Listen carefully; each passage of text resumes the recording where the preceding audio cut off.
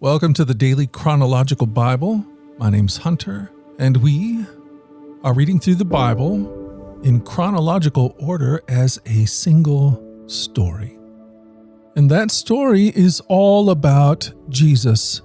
It is a revelation of Him, and He has revealed to us the heart of the Father. Today, April the 6th, we're in the book of Judges, chapters 19 through chapter 21.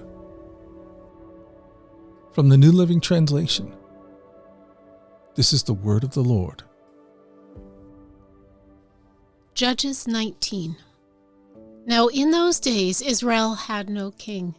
There was a man from the tribe of Levi living in a remote area of the hill country of Ephraim. One day he brought home a woman from Bethlehem in Judah to be his concubine. But she became angry with him and returned to her father's home at Bethlehem.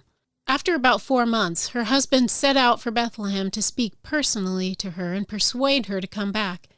He took with him a servant and a pair of donkeys. When he arrived at her father's house, her father saw him and welcomed him. Her father urged him to stay a while, so he stayed 3 days, eating, drinking, and sleeping there. On the 4th day, the man was up early, ready to leave, but the woman's father said to his son-in-law, "Have something to eat before you go." So the 2 men sat down together and had something to eat and drink. Then the woman's father said, "Please stay another night and enjoy yourself." The man got up to leave, but his father-in-law kept urging him to stay, so he finally gave in and stayed the night. On the morning of the 5th day, he was up early again, ready to leave, and again the woman's father said, "Have something to eat. Then you can leave later this afternoon." So they had another day of feasting. Later, as the man and his concubine and servant were preparing to leave, his father-in-law said, "Look, it's almost evening. Stay the night and enjoy yourself. Tomorrow you can get up early and be on your way." But this time the man was determined to leave. So he took his 2 saddled donkeys and his concubine and headed in the direction of Jebus, that is, Jerusalem. It was late in the day when they neared Jebus, and the man's servant said to him, "Let's stop at this Jebusite town and spend the night there." "No," his master said, "we can't stay in this foreign town where there are no Israelites. Instead, we will go on to Gibeah. Come on, let's try to get as far as Gibeah or Ramah, and we'll spend the night in one of those towns." So they went on. The sun was setting as they came to Gibeah, a town in the land of Benjamin. So they stopped there to spend the night. They rested in the town square, but no one took them in for the night. That evening, an old man came home from his work in the fields. He was from the hill country of Ephraim, but he was living in Gibeah, where the people were from the tribe of Benjamin. When he saw the travelers sitting in the town square, he asked them where they were from and where they were going. "We have been in Bethlehem in Judah," the man replied. "We are on our way to a remote area in the hill country of Ephraim, which is my home. I traveled to Bethlehem, and now I'm returning home. But no one has taken us in for the night, even though we have everything we need.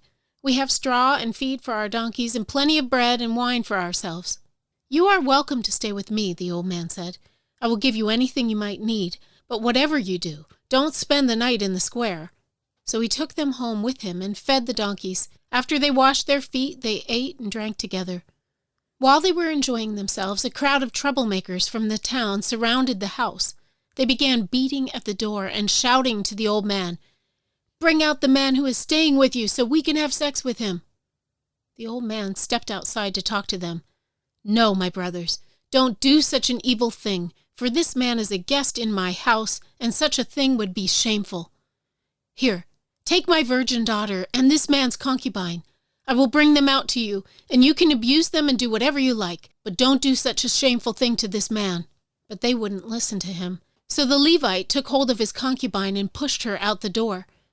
The men of the town abused her all night, taking turns raping her until morning.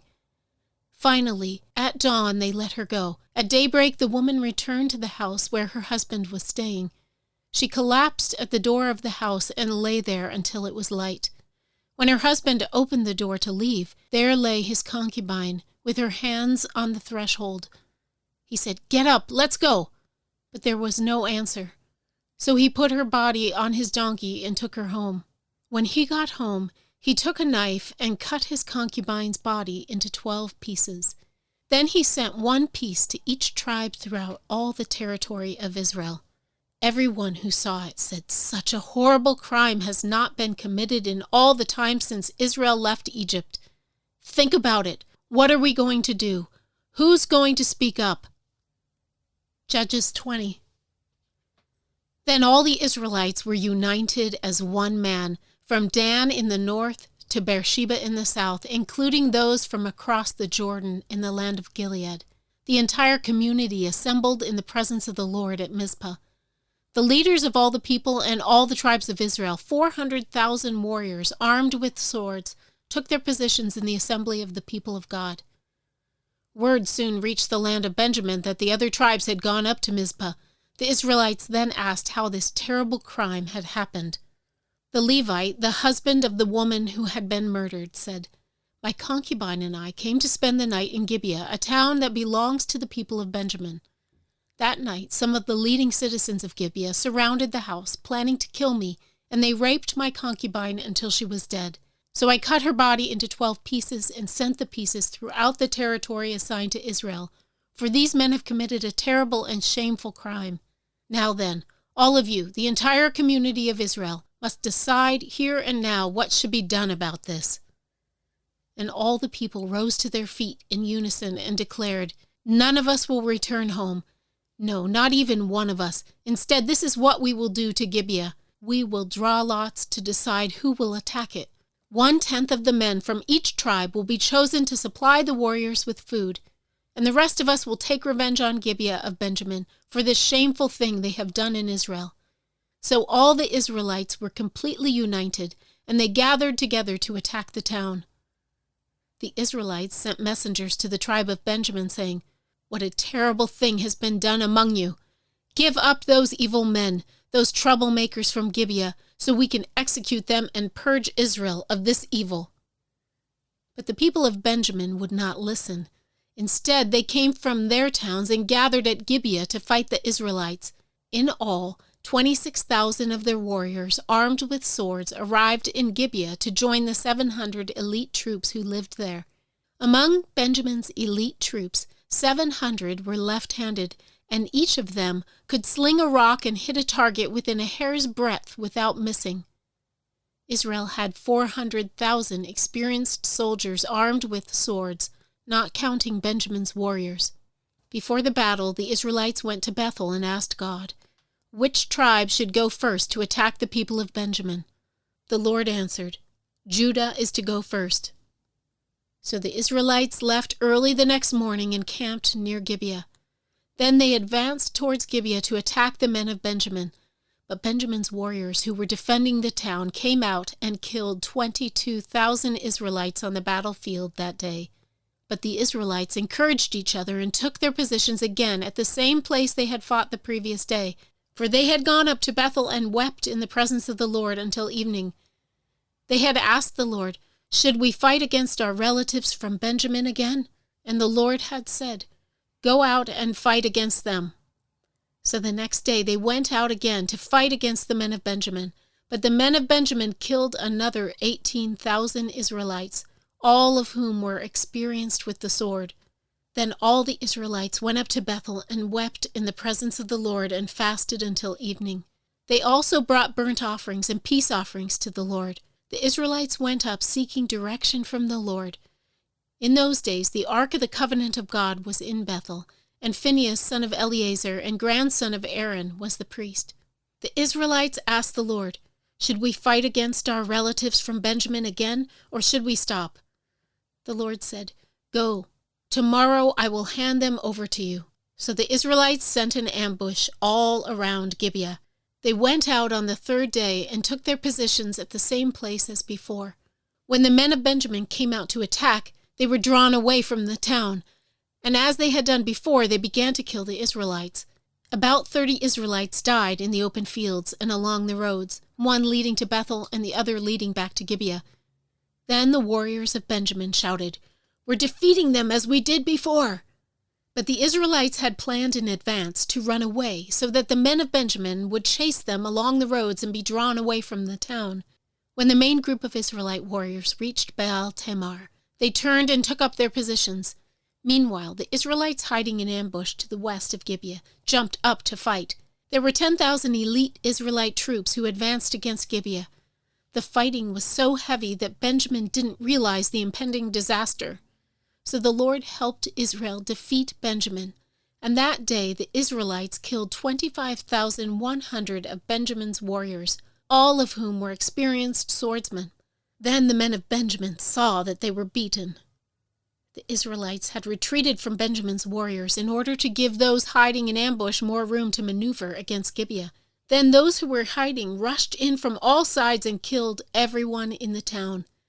They had arranged to send up a large cloud of smoke from the town as a signal.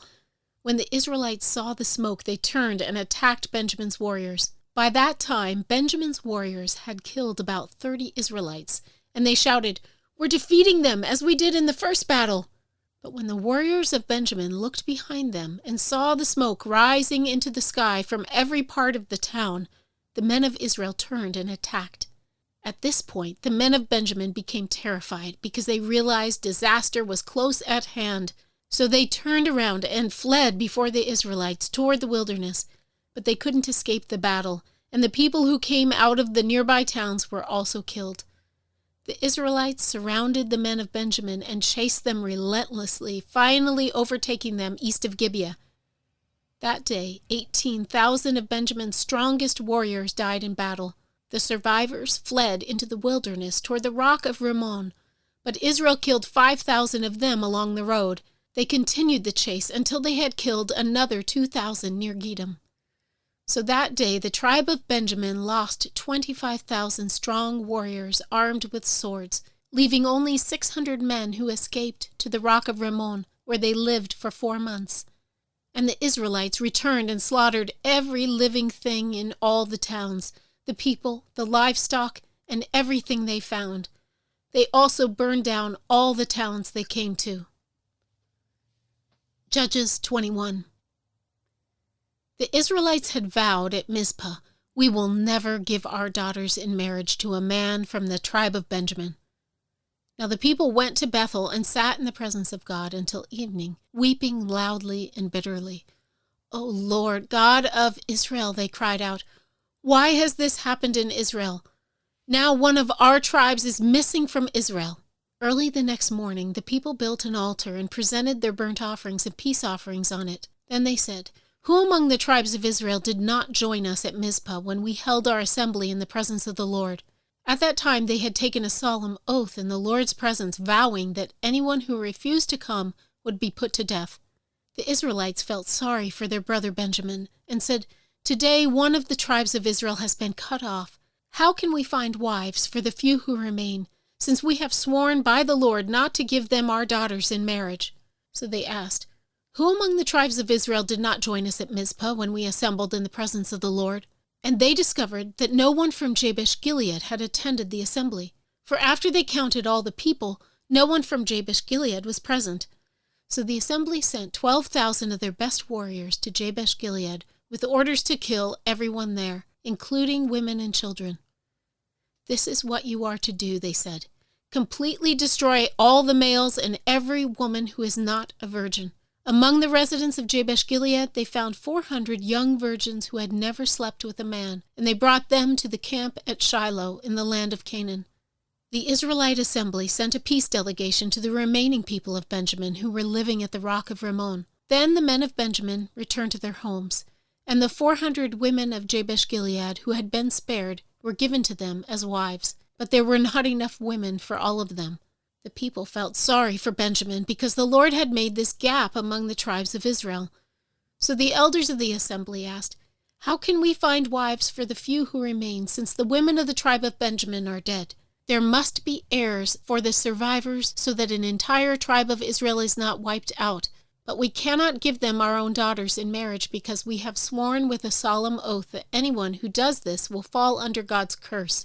Then they thought of the annual festival of the Lord held in Shiloh, south of Lebonah and north of Bethel, along the east side of the road that goes from Bethel to Shechem. They told the men of Benjamin, who still needed wives, "Go and hide in the vineyards. When you see the young women of Shiloh come out for their dances, rush out from the vineyards, and each of you can take one of them home to the land of Benjamin to be your wife. And when their fathers and brothers come to us in protest, we will tell them, Please be sympathetic. Let them have your daughters, for we didn't find wives for all of them when we destroyed Jabesh-Gilead. And you are not guilty of breaking the vow, since you did not actually give your daughters to them in marriage." So the men of Benjamin did as they were told. Each man caught one of the women as she danced in the celebration and carried her off to be his wife. They returned to their own land, and they rebuilt their towns and lived in them. Then the people of Israel departed by tribes and families, and they returned to their own homes. In those days, Israel had no king. All the people did whatever seemed right in their own eyes.